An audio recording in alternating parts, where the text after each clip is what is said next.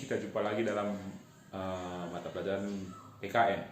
Jadi saya harap semua kita tetap sehat, ceria, dan tetap semangat walaupun kita berada di rumah.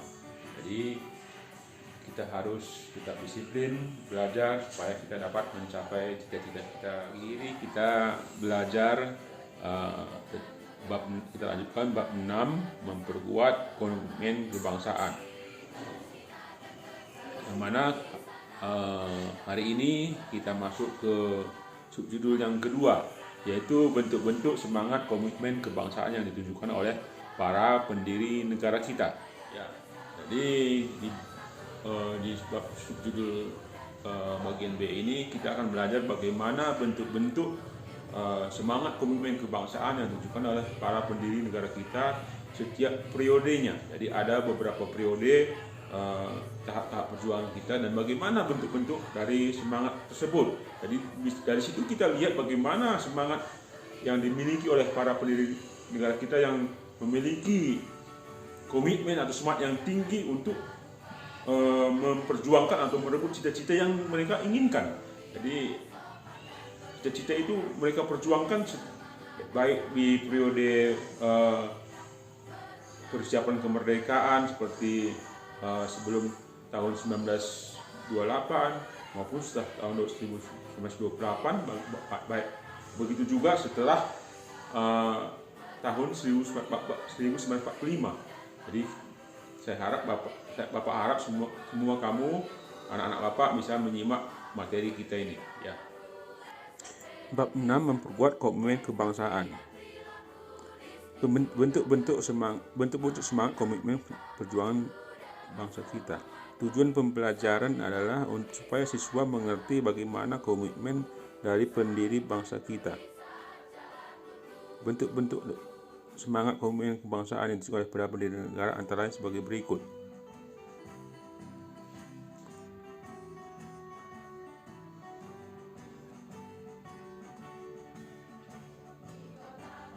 Semangat mengandung tekad, dorongan hati yang kuat untuk menggapai keinginan hasrat tertentu. Para pendiri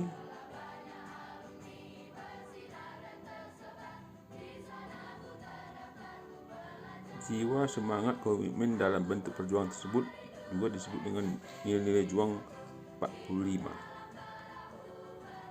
Untuk memperoleh gambaran nilai-nilai 45 itu dilakukan priorisasi sebagai berikut.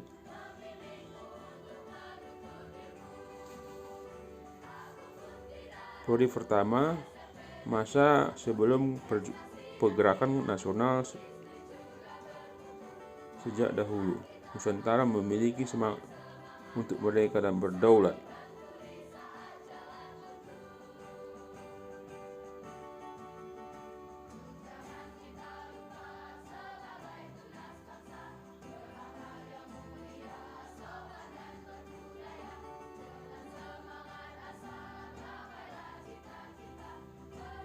Periode kedua, masa pergerakan nasional. Sebelum perjuangan di masa pergerakan nasional, perjuangan masih bersifat kedaerahan.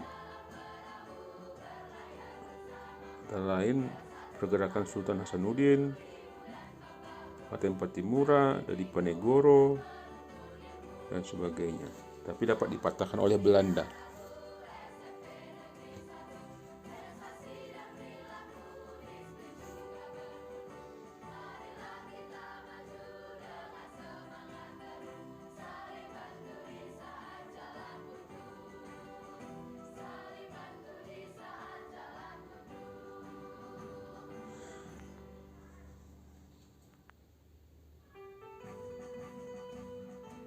Dalam hal perjuangan nasional berbentuk nasional adalah Budi Utomo,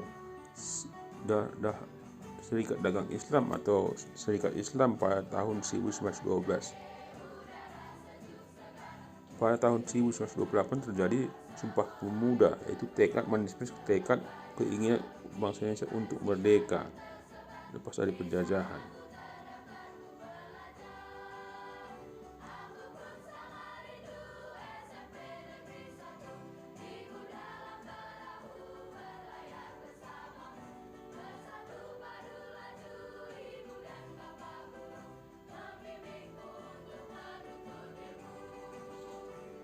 Ya, periode ketiga masa proklamasi dan perang kemerdekaan dimulai pada tanggal 17 Agustus 1945. Disitulah final dari puncak perjuangan pergerakan kemerdekaan Indonesia yang telah diceritakan dari sejak lama.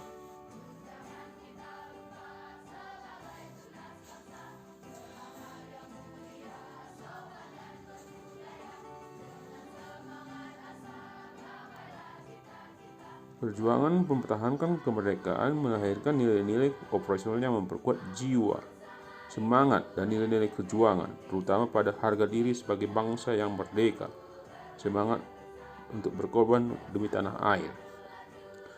Perjuangan bangsa Indonesia sampai ke periode ketiga ini diberi nama sebagai jiwa, semangat, dan nilai-nilai juang 45.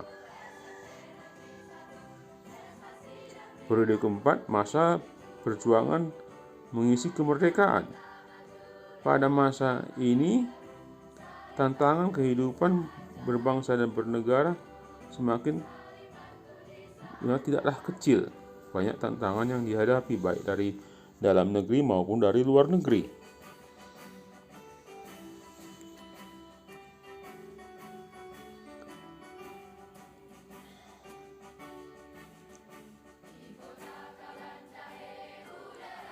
Untuk menghadapi semua tantangan tersebut, jiwa semangat 45 patut kiranya untuk tetap dipertahankan.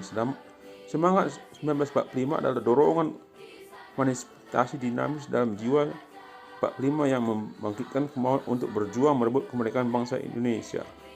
Semangat nilai-nilai yang terdapat dalam Pancasila, Proklamasi Kemerdekaan 1945 dan Undang-Undang 1945, nilai dasar dari jiwa dan semangat 45. Tujuan dari pembukaan Undang-Undang 45 adalah sebagai berikut.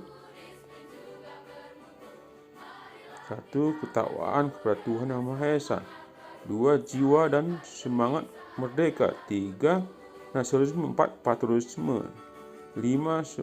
Harga diri. 6. Pantang menyerah, pantang mundur. 7. Persatuan dan kesatuan. 5. Anti penjajahan.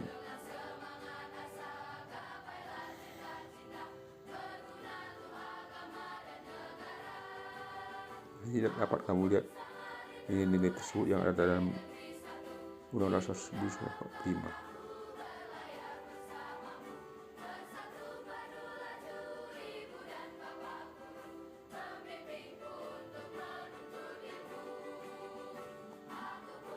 Nilai dasar, semua nilai terdapat dalam setiap sila dari Pancasila.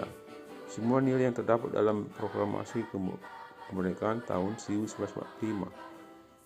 Semua nilai yang terdapat dalam Undang-Undang 1945, baik pasal-pasalnya.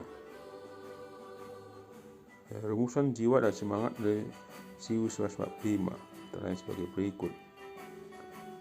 Nilai operasional.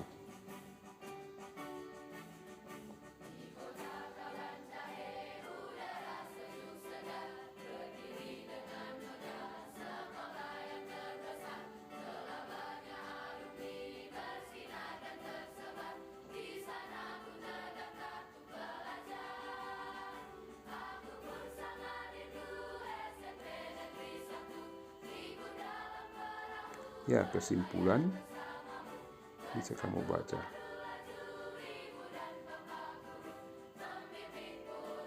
Ya, kesimpulan dari Bapak terhadap materi kita.